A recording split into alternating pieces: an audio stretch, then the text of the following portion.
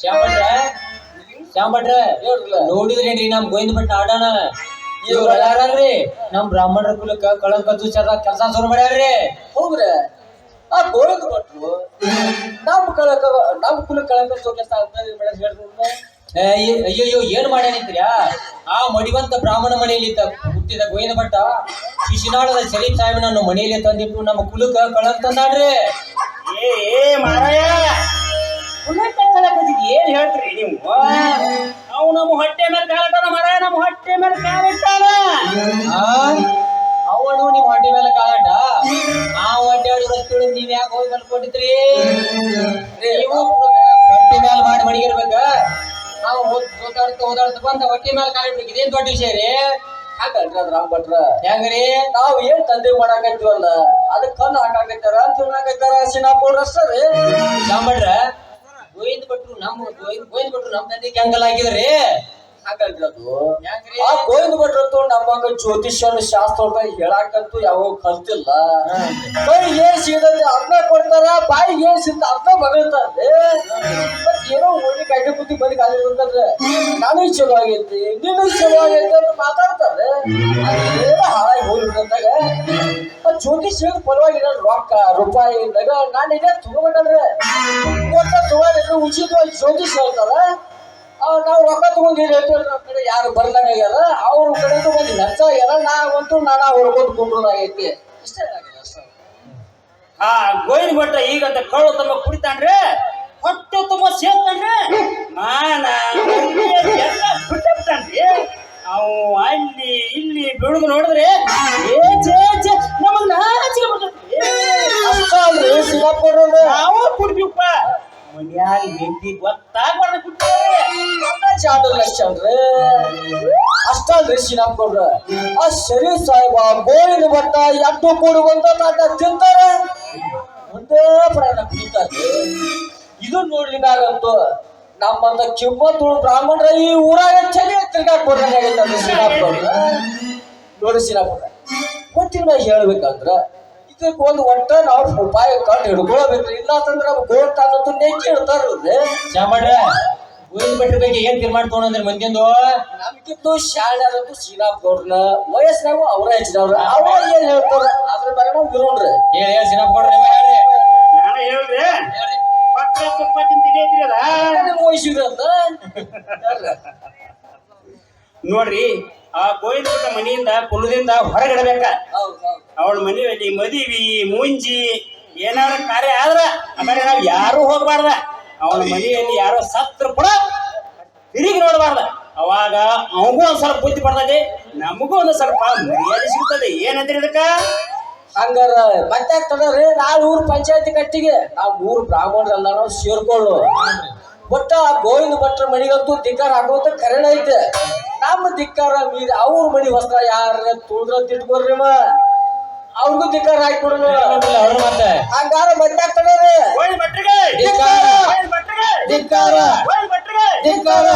ಊರಾಗ ಹೋಗ್ರಿ.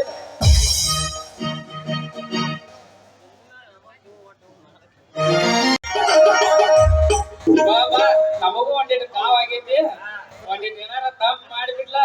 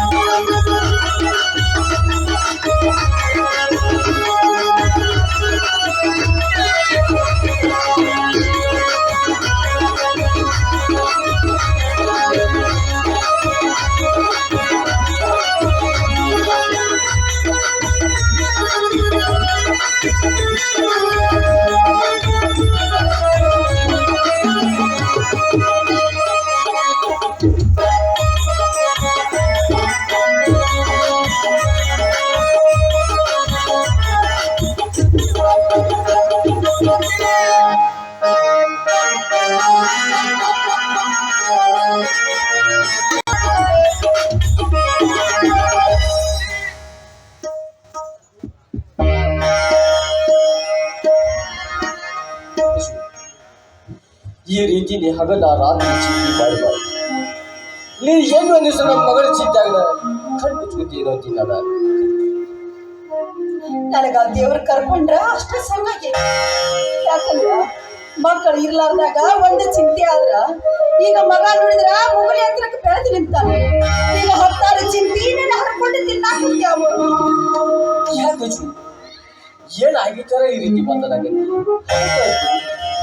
ಇನ್ನು ಏನಾಗ್ಬೇಕು? ಮಗ ಬೆಳೆದು ದೊಡ್ಡವನಾಗ್ಯಾನ, ಅವನ ಬಾಳವಂತನಾಗುದನ್ನ ಕಣ್ತುಂಬ ನೋಡಿ ಸಂತೋಷ ಪಡಬೇಕು ಅಂತಂದ್ರ ನನ್ನ ಮಗನ ಮುಖ ನೋಡುದ ನನಗ ಅಪರೂಪ ಆಗಿಬಿಟ್ಟೈತಿ. ಅದು ಅಲ್ಲದ ಇವನು ಈ ರೀತಿ ಆದ್ರ ಹೆಂಗ ಅನ್ನೋದು ನನಗೂ ಚಿಂತೆ ಆಗಿಬಿಟ್ಟೈತಿ. ಮೊನ್ನೆ ಮುನ್ನಾಗಳು ಬಂದಿದ್ರು.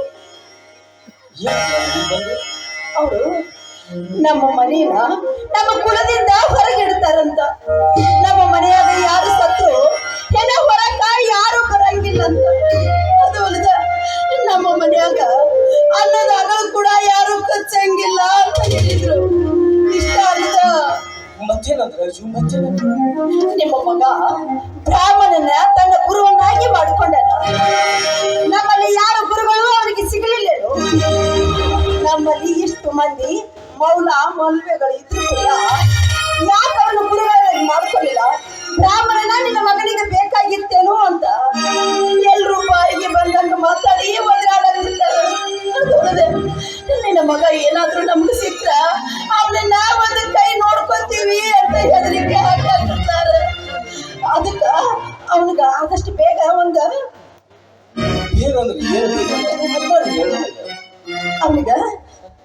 ಲಗ್ನ ಮಾಡಿಬಿಡ್ಬೇಕು ಅಂತ. ನಾವೇನಾದ್ರೂ ಹೆಣ್ಣಿಡಿಯನ್ನ ಮದುವೆ ಮಾಡಿದ್ರ ಹೆಂಡತಿ ಚಿಂತಾಗ ಇರ್ತಾನ, ಕಳಸದ ಚಿಂತೆ ಬಿಟ್ಟು ಬಿಡ್ತಾನ ಅಂತ ನಾನು ಎಷ್ಟು ಸಲ ನಿಮಗೆಲ್ಲ ಹೇಳಿದ್ರು. ಯಾರು ನೀವು ನನ್ನ ಮಾತು ಕೇಳ್ತೀರಿ? ಯಾರು ಕೇಳಂಗಿಲ್ಲ ನೀವು. ಲಗ್ನ ಅಂದ್ರ ಸುಮ್ಮನೆ ಆಗ್ತೈತಿ. ನಾವ್ ಬೇಕಾವ ಸರಿ ನಾವು ಒಂದು ಮಾತು ಕೇಳ್ಬೇಕು ಅಂದ್ರ ಮಗನ ಕೆಳ ಲಗ್ನ ಮಾಡೋರು ನೀವು ಏನಂತ ಕೇಳ್ತೀರಿ? ಮಗನ ನಿನಗೆ ಹೇಳ್ತಿ ಬೇಕಲ್ಲೋ, ನಾವು ಲಗ್ನ ಮಾಡ್ಬೇಕಲ್ಲೋ ಅಂತ ಕೇಳ್ತೀರಿ. ಅಂದ್ರ ನಿಮ್ಮ ಅಪ್ಪ ನಿಮಗೆ ಲಗ್ನ ಮಾಡುವಾಗ ನಿಮ್ನ ಕೆಳೆ ಮಾಡ್ಯಾರಲ್ಲ. ನಿಮ್ಗೆ ಈ ನಿಮ್ಮ ಬುದ್ಧಿ ದೇವರಿಗೆ ಮೆಚ್ಚಬೇಕು. ಹಂಗಲ್ಲ, ನಮ್ ಬೇಟ ಸರಿ ಪಾಡ ಈಗ ಲಗ್ನ ಬಾರ ಅಂದ್ರ ನಾವು ಇಬ್ಬರು ಸೇರಿ ಯಾರ್ಯಾರು ಹೋಗ್ಬೇಕು ಲಗ್ನ ಯಾರ್ಯಾರು ಹೋಗೋಣ. ಇಲ್ಲ, ನನ್ನ ಮಗನಿಗೆ ನಾವು ಮದುವೆ ಮಾಡಬೇಕು. ಯಾಕಂದ್ರ ನಾವು ಮಗನ ಕೇಳಿ ಮದುವೆ ಮಾಡಕ್ ಆಗಂಗಿಲ್ಲ.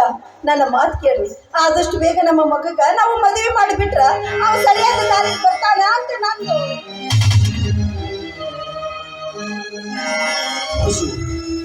ನಮ್ ಬೇಟ ಶರೀಫ್ ಲಗ್ನ ಮಾಡಿದ್ರ ಒಂದು ಚಿಂತೆ ಕಡಿತೈತಿ ನಿಜ. ಆದ್ರ 10 ಚಿಂತೆ ಹುಟ್ಕೊತಾವಲ್ಲ. ಶರೀಫ್ ಲಗ್ನ ಮಾಡಿದ್ರ ನಮ್ಮ ಮಗನ ಜೊತೆ ಸೊಸಿನೂ ಉಪವಾಸ ಬಡವಾಸ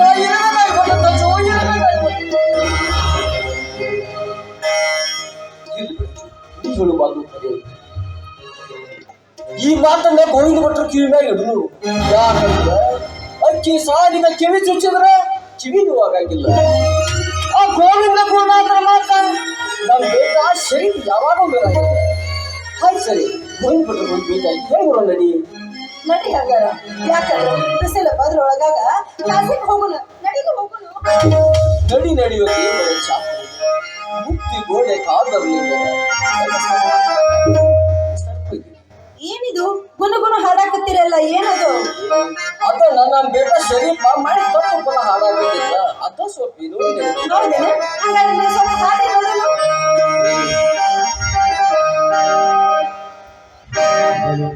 ನಡಿಯೋ ದೇವರ ಚಾಕರಿಗೆ, ನಡಿಯೋ ದೇವರ ಚಾಕರಿಗೆ, ಮುಕ್ತಿ ಮರೆಯ ಮುಕ್ತಿ ಮರೆಯ ಕಾರಣ ಮುಕ್ತಿ ಮರೆಯ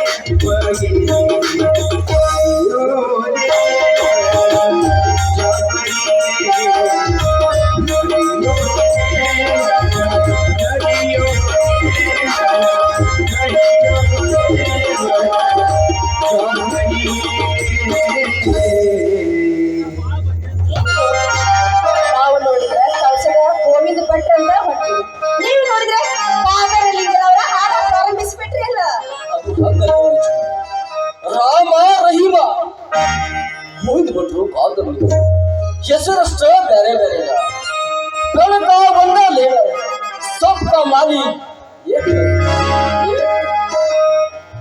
ಬಾ ಬಿಸಿಲು ಹೆಚ್ಚಾಗ್ರಾಗ ಗಡ